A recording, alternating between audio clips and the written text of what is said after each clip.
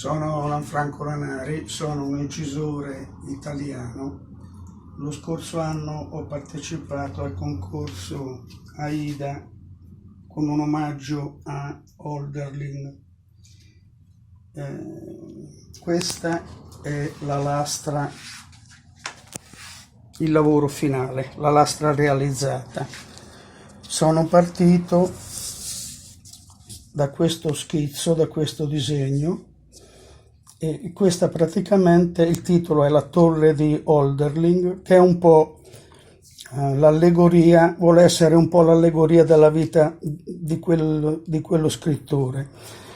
Si parte da una base e da delle architetture greche a cui lui faceva riferimento, poi man mano la torre cresce fino ad arrivare alla torre che fu la sua prigione per diversi anni, fino alla morte, perché purtroppo impazzì e rimase appunto fino alla morte prigioniero, relegato in quella torre.